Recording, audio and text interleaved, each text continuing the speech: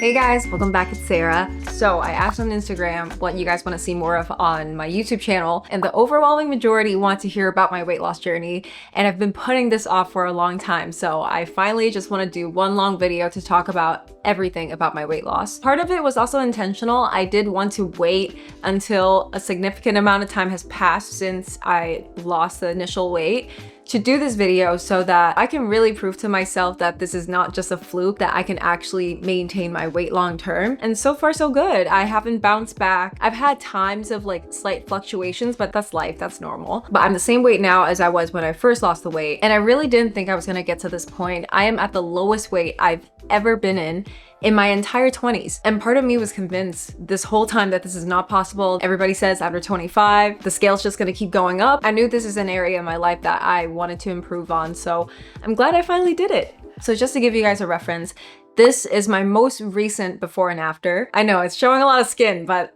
I wanted to get the point across. The first picture was taken November 2023, and the second picture was taken July of 2024. In the first image, I was around 145 pounds, and in the second image, I was 121, and I'm currently 118, which is the lowest weight I've ever been in my entire 20s. I've got my list of tips right here, so we'll go through all of them. But before we start, of course, I'm not a medical professional. I'm literally just a girl, but this has been something that I wanted to achieve my entire 20s and didn't figure it out until now. I want to share in case you're on your journey and this could be helpful. The first tip I have is don't blame yourself. When I'm at a heavier weight, I always feel so much shame and guilt and like, oh my God, how did I let myself get like this? And then I see other fitness influencers or other people who are very fit. I just think, oh wow, there's something wrong with me. I'm not as disciplined as them. Maybe I'm just lazy. I'm just more gluttonous. I have more cravings. I don't know. Like I just have all these negative things that I think about myself, and that is usually what drives me to go for extreme diets, to cut down on everything so that I could compensate for the fact that I feel like such a failure by gaining the weight. And that is how I started every single diet in the past that failed. And that's something I had to unlearn before I started the journey. Especially if you live in North America. We live in a society that's very abundant in high calorie, high sugar, high fat foods everywhere. It's so easy to get it. And if you put any human in an environment like that, it's very natural for a human to eat more than they need, because that is what our survival instincts are telling us. If you put any mammal, like think of yourself as a rat. If you were a rat in an experiment, put in an environment with abundant calories, you're gonna want to eat everything. And that's normal, that's natural. That's how evolution has taught you to behave. So understand that even if you're at a higher weight or you know that you've been overeating, don't blame yourself. It's so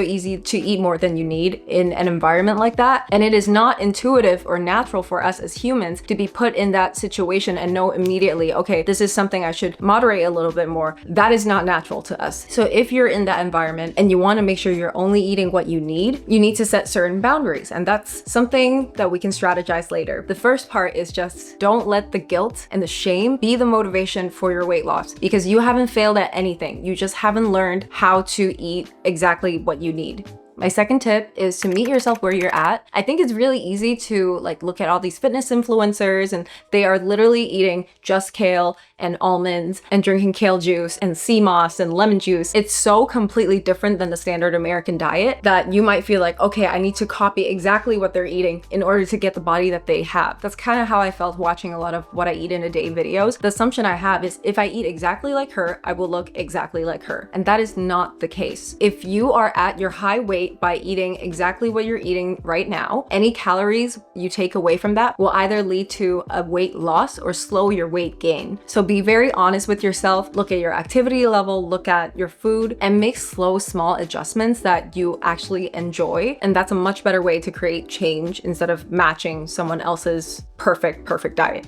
Third tip, which is basically all you really need to take away from this video, calorie deficit. So I've done a lot of diets before. Some of them led to weight loss and some didn't. I eventually gained the weight back, including intermittent fasting, which I made a whole video about. It helped me, but now I'm realizing that it helped me because it actually restricted my calories by restricting my feeding window. And I know calorie talk sometimes can be a little triggering for those of us who grew up in the Kate Moss era. This time around, actually learning about calories and tracking calories was so liberating. Understanding understanding how calories work essentially healed my relationship with food, as weird as that sounds, because that is the only rule. Like, there's more to consider when it comes to health, but when it comes to weight loss, the only rule is calorie deficit. And that helped me so much, because you know what that means? That means no food is off the table. Pasta, bread, hash browns, McFlurries, anything. Literally nothing is off the table. I think there was this guy, to prove this point, did a all Twinkie diet. So he only ate Twinkies, but in a calorie deficit, and he lost weight towards the end of the experiment. Now, I'm not advocating to fill your diet with junk. Just knowing that you don't have to cut out any food groups, that nothing is off limits, was very liberating for me, because I can always postpone a snack. Like, if there's something I'm really craving, I don't have to eat it now, because I know I can eat it tomorrow or the next day or the week after. Like, there's nothing stopping me from eating exactly what I want. And that was very liberating. It was such a shock to me that I was eating hash browns like 2-3 times a week during my first several weeks of weight loss, and the scale kept going down. I've never experienced that before. I didn't know it was possible. And I think as long as the majority of your diet, I would say 80-90%, is healthy proteins and fibers that keep you full and healthy and strong, there's absolutely nothing wrong with eating your favorite snack food or eating your favorite pasta or eating a burger. So that alone explains the majority of my weight loss, if not my entire weight loss. There are things that could affect your calorie calculations, like if you have PCOS or a sluggish thyroid. I actually myself got a blood test and realized that I have a sluggish thyroid. I know that my TDEE is a little bit lower than the average person, but at the end of the day, it's still math. I usually go for about 100 to 500 of a calorie deficit every day. And as long as what I'm intaking is even just a little bit lower than what I'm expending, that's a calorie deficit.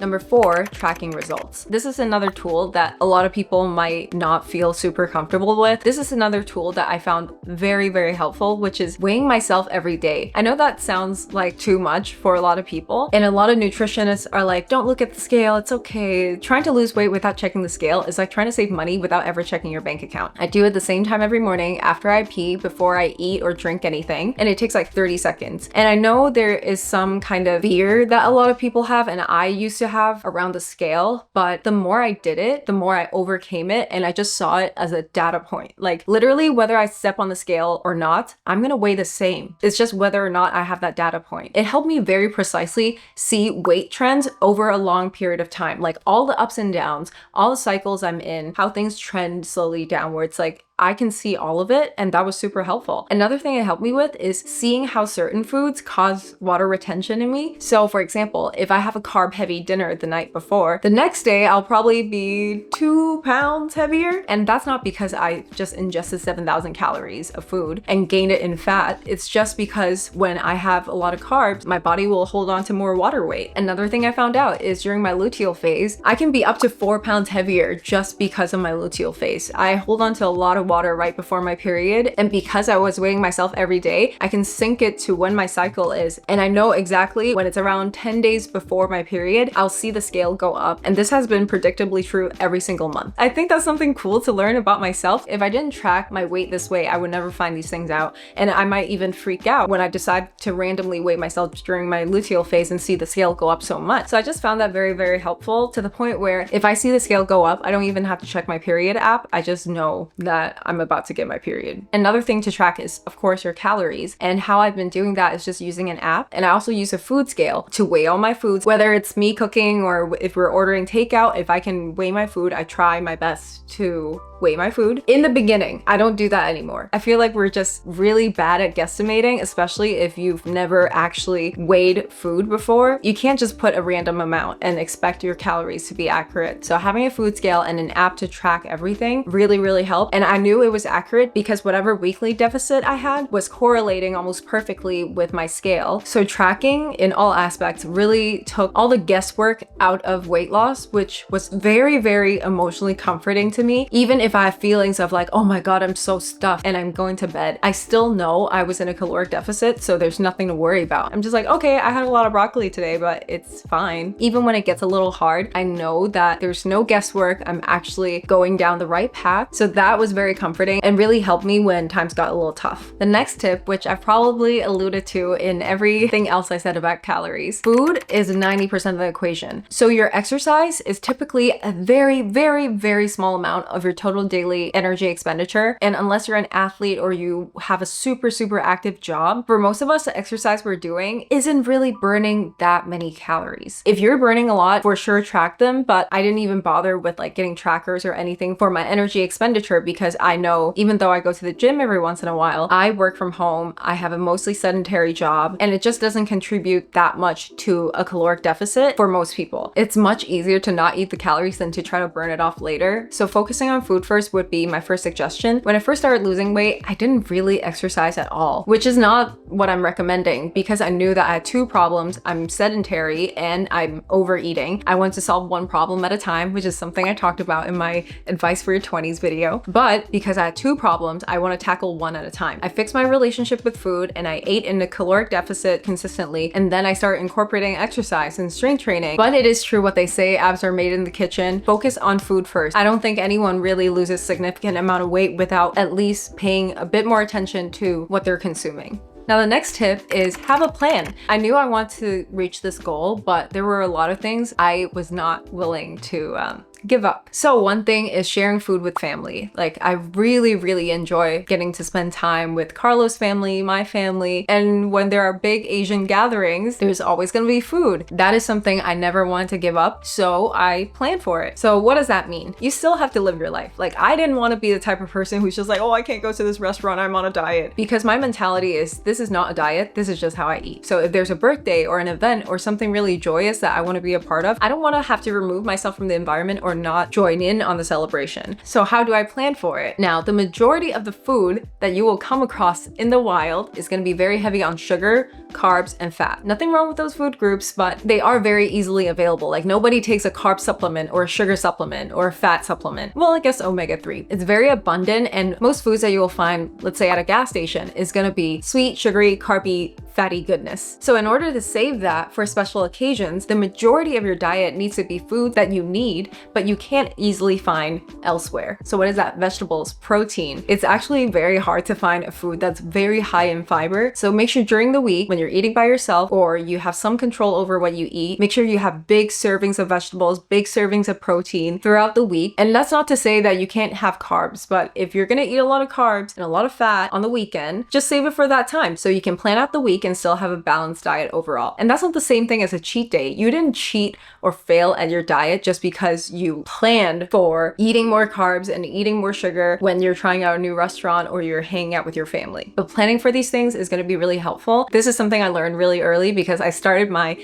weight loss journey in November of 2023. So what did we have? Thanksgiving, Christmas, New Year's, and then my birthday, and then Valentine's Day. I had endless reasons to go out and eat. Because I planned for all those things, it didn't ruin my progress. And even when there are times when I really did overeat a little and I don't experience any weight loss that week, or my weight even goes up a little that week, that's totally fine. Life doesn't stop, and I think how well you accommodate these joys in your life while trying to still eat relatively healthy is the best way to stay consistent, because you won't give up being healthy just because something came up. And something will always come up, because that's life. My next tip is to get creative in the kitchen and eat what you like. So like I said before, I always wanted to copy exactly what all the fitness influencers were eating, and what they ate was chicken breasts and kale like all the time. And I didn't really like chicken breasts or kale that much, at least not the way they prepare it. So learning how to season your food to your liking is very important. And I think it's a basic life skill, whether you're on a weight loss journey or not. Garlic is virtually no calories. Onion powder, garlic powder, soy sauce, vinegar, monk fruit sweetener, all these are virtually 0 calories. And there's so much you can do to make your meats and your food so flavorful without dousing everything in ranch. So learn how to season your food in a way that you actually enjoy eating it, like you're excited to eat it. And also look back in your past, like maybe through childhood and your teenage years. Have you ever had like a vegetable dish, either at home or at a restaurant, where you're just like, this is really good? And then just cook that and eat that before you force yourself to eat a vegetable that you don't like. You can eventually expand to more vegetables, but I think it's always good to have like one vegetable dish that you like to cook all the time, that you really enjoy. For me, that was watercress and daikon. I'm trying Chinese, so I love hot pot, and I can literally make that at home. I can boil daikon and watercress in some chicken stock, add a little bit of salt, and that's already so much fiber. I also learned how to make broccoli with oyster sauce. It doesn't always have to be a salad. Just having those go-to vegetable dishes that you actually enjoy eating, where you're not dousing everything with cream, it's really helpful on days where you don't want to think too hard about what you want to eat. One of my go-to meals these days is literally my personal hot pot. Again, it's chicken stock, watercress, daikon, and those thinly sliced hot pot beef. Sometimes I'll add cuttlefish balls, cook it in that pot, and then just dip it in soy sauce. And it's so low calorie and so good. But that's for me. You don't have to eat exactly what I eat. Look at what you like to eat and create your own recipe that is healthy, convenient, and you can easily whip up at home. If you want like a cooking video or a food inspo type of video from me, let me know, because I did start cooking a lot this year. My next tip is to try to make some low calorie swaps, and these could be very simple. And once you start tracking your calories, you'll see, oh my god, this thing that I didn't even know has this many calories. In the morning, I would put a lot of olive oil with my scrambled eggs, and the olive oil itself has more calories than my eggs. Olive oil is 130 calories per teaspoon. I didn't know that before. So if you change nothing else about your diet and you just cut out 2 teaspoons of olive oil from your food, that is already a 200 calorie deficit. I learned to scramble eggs on a stainless steel pan without any oil, and I put some sriracha on it. It tastes just as good. I started eating a lot of turkey bacon. Also, I started swapping out sugar for monk fruit sweetener, which is one of the healthiest sugar alternatives there are, and it tastes virtually the same. So I use it to season food or my oatmeal or really anything. And when I have these low calorie swaps, I feel like I'm not really sacrificing much. I feel like I'm still eating exactly what I want to eat, which is really, really helpful because it doesn't feel hard. It doesn't feel like I'm doing a chore. My next tip for when the cravings come, which they will come, and that's totally okay. It's gonna be a little stronger towards the beginning, but they'll space out more and more and be more irregular over time. So when I get a really, really big craving, something I started doing is drinking psyllium husk. And psyllium husk is not even something I considered for weight loss. It's because I have pretty bad constipation. So I started taking psyllium husk to be more regular. Everyone's saying, oh, this supplement is nature's Ozempic. This is nature's Ozempic. So I would just mix a cup of water with 1 tablespoon of psyllium husk, mix it, and then drink it, and my stomach's already half full. Another thing to do is drinking apple cider vinegar. Sometimes I like to just pour a little bit in my big Stanley water bottle. I kind of like the taste of it. I know a lot of people don't, but I like it. That helps after you eat oily food or sugar or anything like that. So those are the 2 supplements I would recommend. Another way to curb cravings just from your diet is just eating a lot of vegetables, eating a lot of protein. That will always fill you up really well. And I also started taking those once a day multivitamins just to make sure I'm getting all the nutrients I need.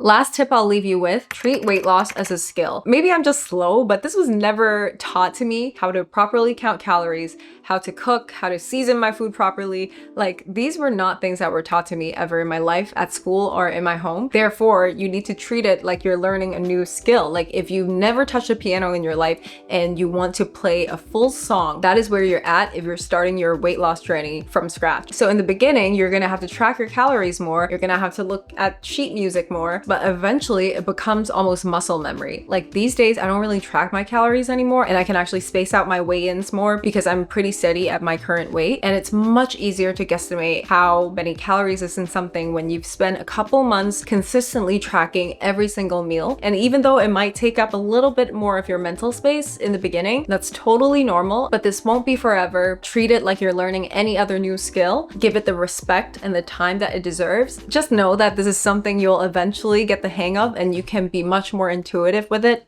like, down the line. Anyway, that's a very condensed version of what I learned in the last year and a half from losing weight. I feel a lot better now. I feel like I can be more active. I'm more eager to do things that require me to move around. I feel more in control. I feel more confident, and I feel really good. This weight problem isn't so much of a mystery to me anymore, that I know exactly what's going on when things go up and down. And even if the scale goes up in the future, I know exactly how to get it back down. Not to be that person, but if I can do it, y'all can do it, because I didn't think I could do it. I literally did not think this was ever going to be possible for me. I did not think I was going to get back to the weight I was at when I was 18. I really hope this was helpful to you guys, and if you are in the position that I was in about a year and a half ago, you can so do this. You have done so many hard things before, and this is just another thing. So yeah, stay positive. Don't be down on yourself.